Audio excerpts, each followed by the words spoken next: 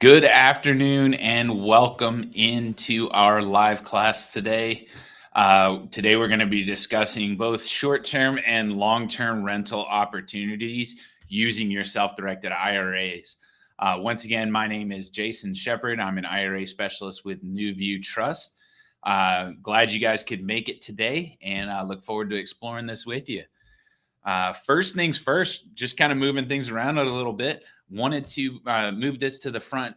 Stay up to date with all of New View's goings on. There's a lot of information coming out, a lot of moving parts with accounts and some other items going on. So the best way to stay up to date with us is to follow us on all of our socials, whether that's your preferred site, which it could be Instagram, Twitter, LinkedIn, Facebook, TikTok, whatever.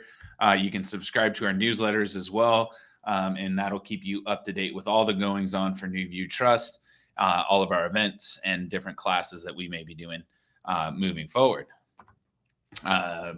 First thing first, as we always discuss, New View serves as an alternative asset custodian, which means we hold our clients' investments in that custodial state. We do not provide tax, legal, or investment advice, nor do we sell investments. We purely custody those IRAs, education savings accounts, health savings accounts, as well as solo 401ks that hold alternative assets and investments chosen by the client. And to touch on that, a self-directed IRA, always probably one of the most common questions I get. A self-directed IRA is not a specific type of IRA. It's purely an IRA where the owner directs all investment decisions. So it's not just picking, self-directing from 5 different asset classes that you can at your traditional custodian. Sorry, I fumbled on that there. This is purely the ability to choose any non-prohibited transaction out there. So the benefits of self-direction, number one, and off the bat, is diversification, not just diversifying within the same stock market by choosing different stocks and bonds or mutual funds or whatever. But this is truly diversifying within one asset class. So having multiple different types of real estate. You can geographically diversify your real estate portfolio. You can invest in a rental property. You can invest in a private company. You can do seed capital for a startup. There's no shortage of opportunities that you can diversify that portfolio. Tax savings are huge in this. There's no capital gains tax for any growth with IRA investing. So you're basically setting up a permanent 1031 exchange. So that way you're kind of kicking Uncle Sam out of that transaction, at least for the foreseeable future, at least until you turn 59 and a half and start taking distributions out of that account in a traditional account. If you are investing with a Roth account, you're kicking them out of that transaction forever. And lastly, you get to invest in what you know best. You may be a realtor or feel like you have a really good finger on the pulse of your local real estate market, or you may see yourself as a venture capitalists out there and really want to have a good understanding of seed capital and getting businesses off the ground. This gives you the freedom to do that and invest in what you know best. So just kind of recapping, IRA, a self-directed IRA, once more, it's an IRA where all investment decisions are made by the account holder. There's no legal distinction between a self-directed IRA and a regular IRA. This gives you the ability to save for retirement and invest in whatever you wish, and you choose where the money goes. I was talking to a lady this weekend at an event, and she was talking about impact investing, and what better way to impact invest than investing in your own local real estate market and helping move that forward. And so instead of sending money to a big company to impact invest the way they want to, she was like, this is a great way for me to invest locally versus having to only choose from the stock market options. Putting these up here, these are not updated. I do apologize. So, traditional IRA is now $7,000, as well as the Roth IRA with that same $1,000 catch up.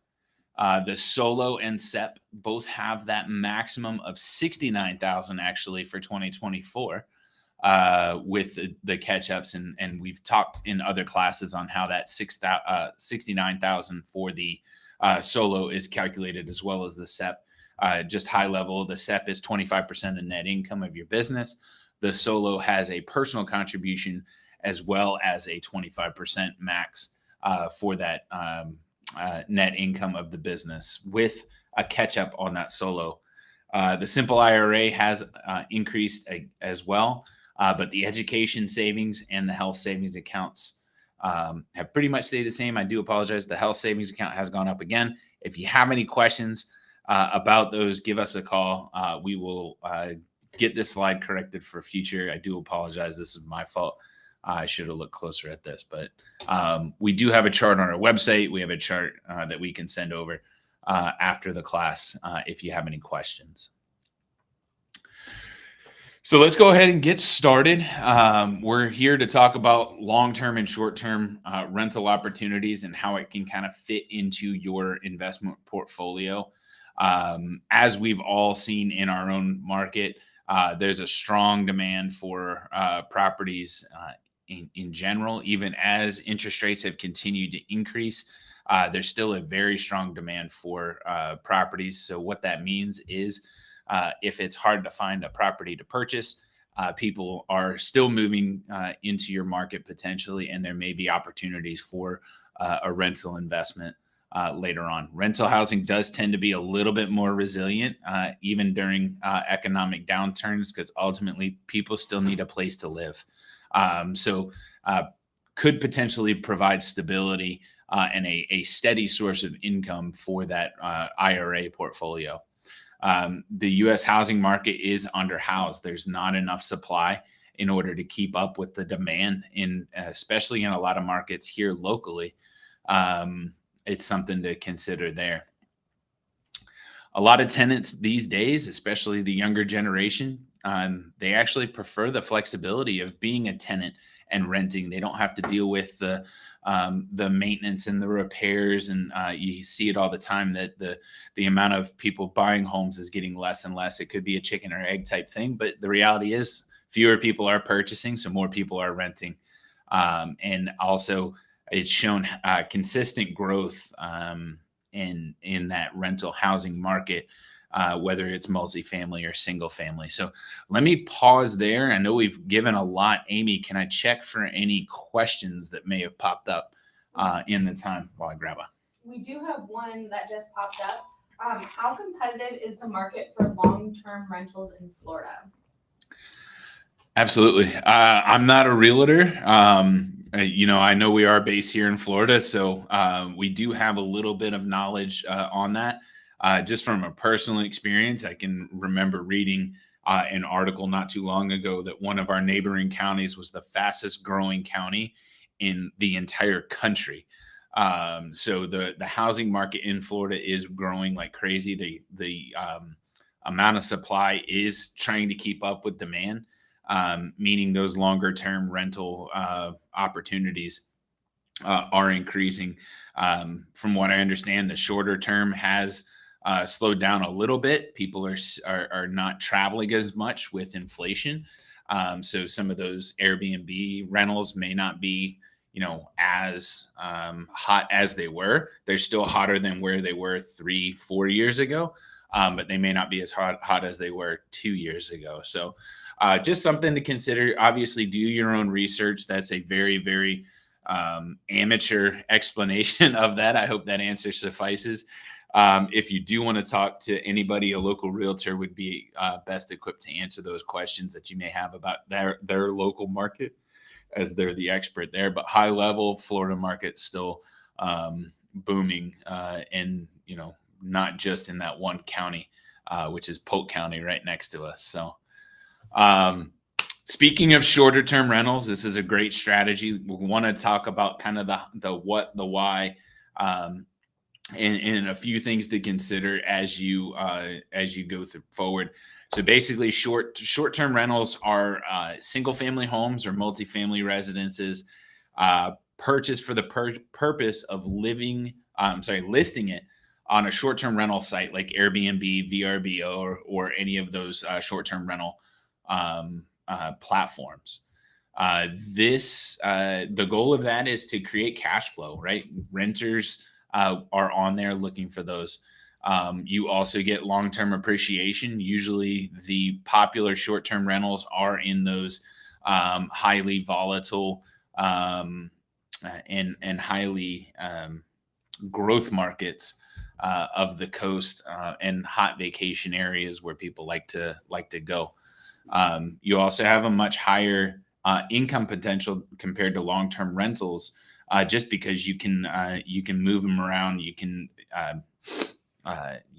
list it for 1 week a certain price, and the next month it can be a different price. So you have the ability to surge price and everything from there. So um, basically, the instructions: find a property that you're looking to do this on, purchase the property inside of your IRA, and get it ready to be listed, available on the platforms.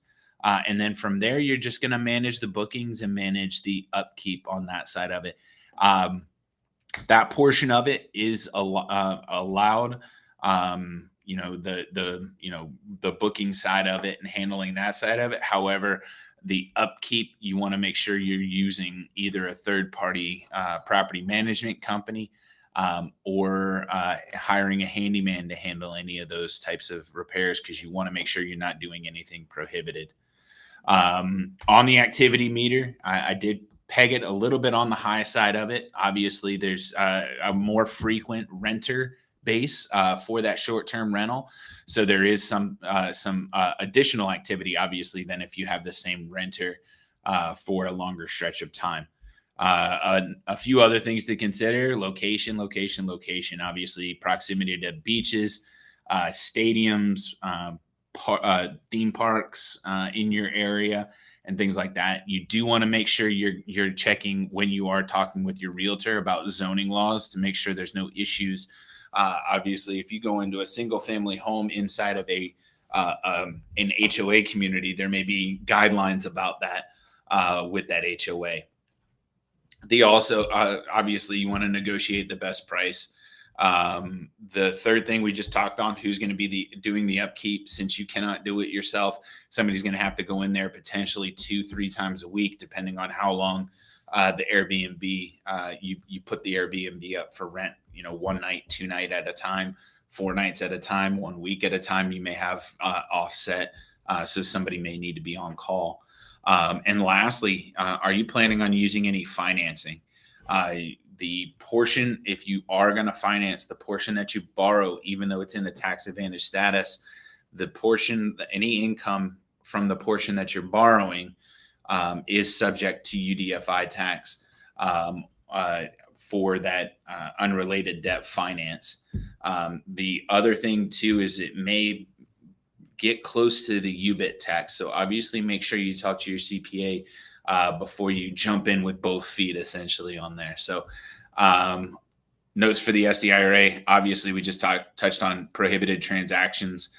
You want to make sure family members such as your parents and grandparents, kids and grandkids, the spouses and business partners of any of those do not stay in there, even if they are paying a fair market rate on that property through the website. You still want to make sure you're not getting yourself into trouble by doing those disqualified parties there. We did have another question pop up. How does the rental income compare to the property's mortgage, taxes, insurance, and maintenance costs? Yeah, so that all depends on how you price it. But as you were touching on that, I did want to touch on one thing. Keep in mind when you are purchasing the property that all repairs for the property and all bills for that property do need to come out of that IRA account. So when you're planning for a rental, whether short-term or long-term, and we'll touch on long-term next, obviously, you want to make sure that there is leftovers in that account to pay for the housekeeping or the property management company or the handyman, or the taxes, or the HOA condo fees, or the utility bills, things like that, all need to come out of that IRA account, whether it's in a checkbook LLC or directly here at NewView. So just kind of keep that in mind. So want to touch on short-term rental advantages in consideration. Advantages: higher potential for income. You do have the ability to adjust that prices with the seasonality of the rentals. So you do have the potential for a higher income than a long-term rental agreement.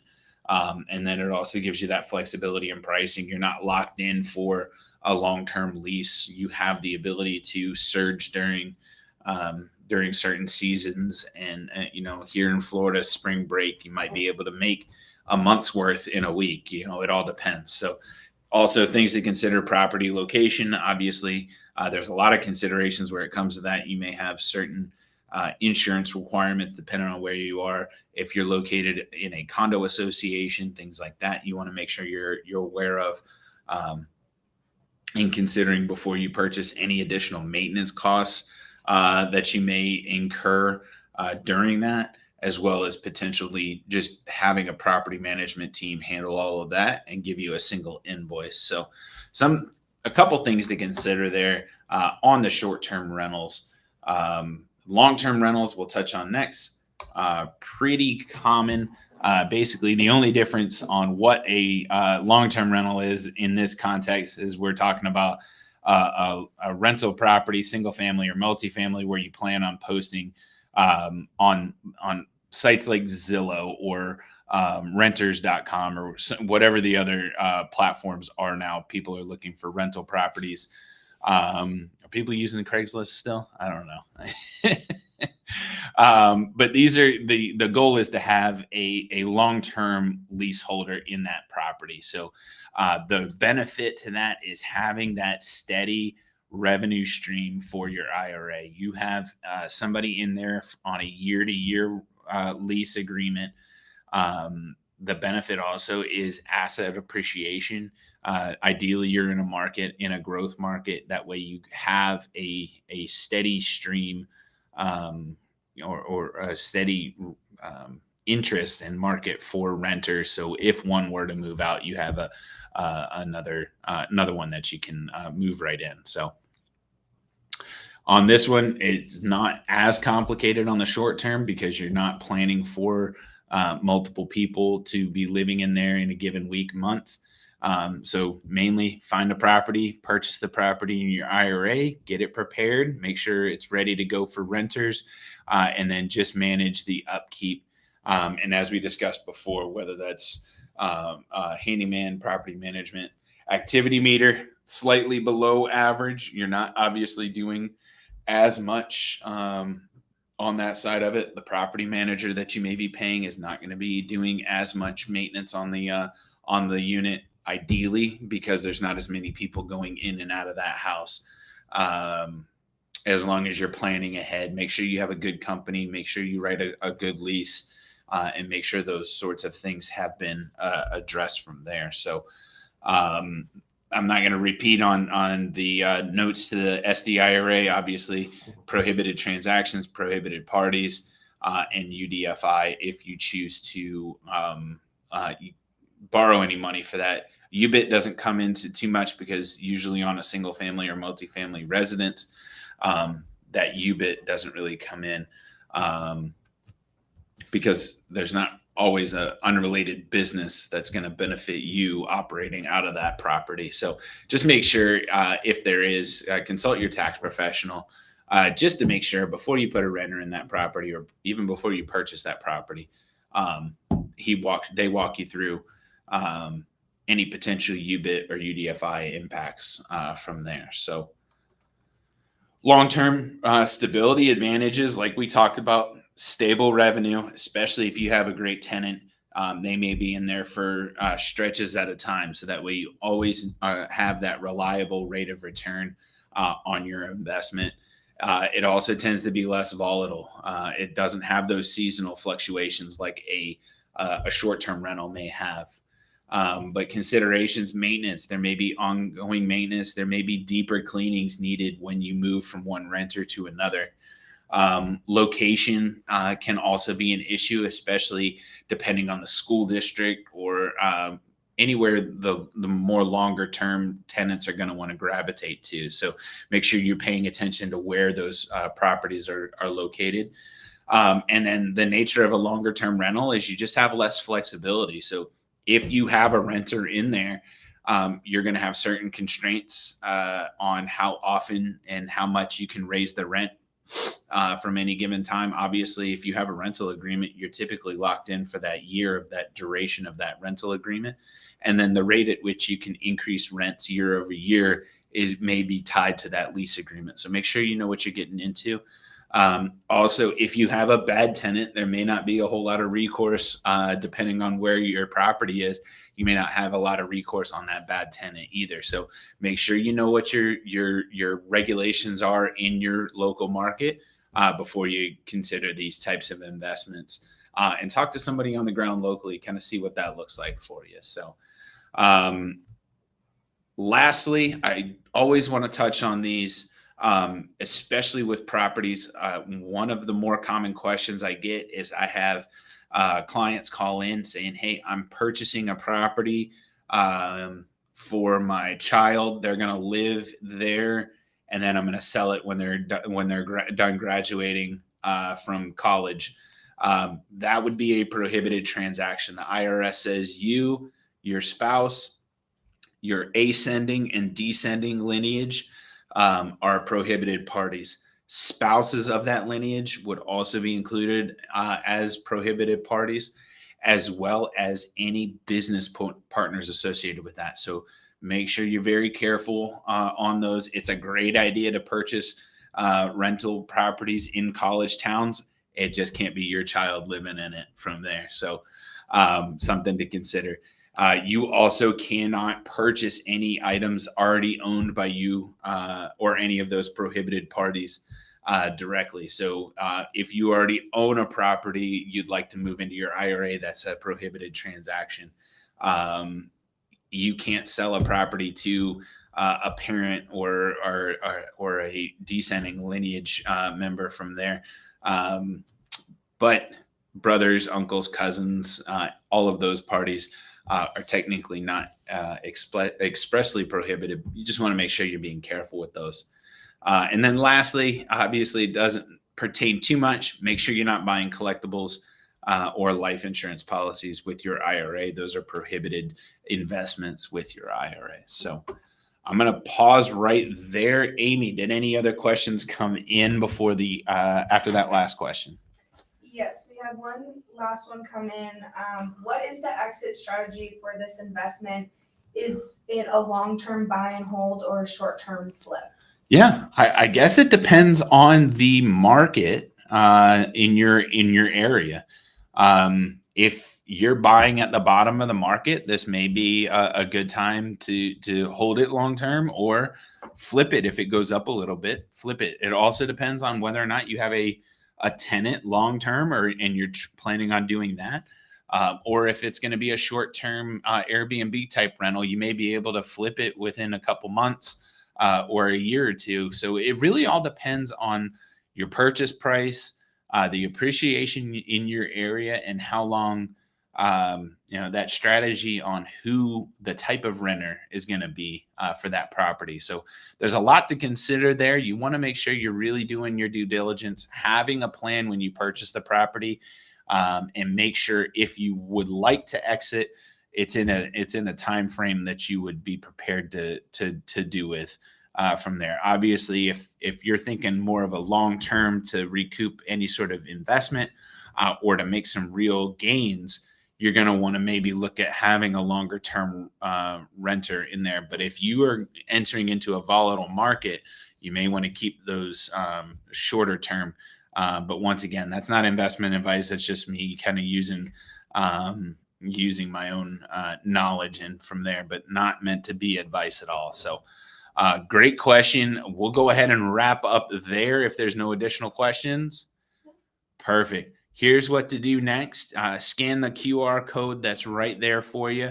That'll take you to our landing page, and one of the IRA specialists on my team will speak with you.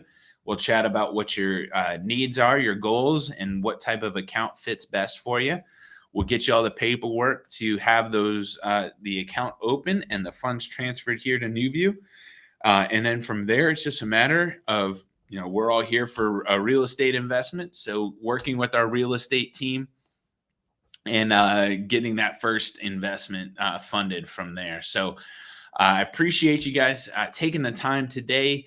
We will be back next Tuesday to discuss another great topic in self-directed IRA space. Until then, if you have any questions, use that QR code. Give us a call that I gave you earlier. Obviously, we have it on our website as well. We look forward to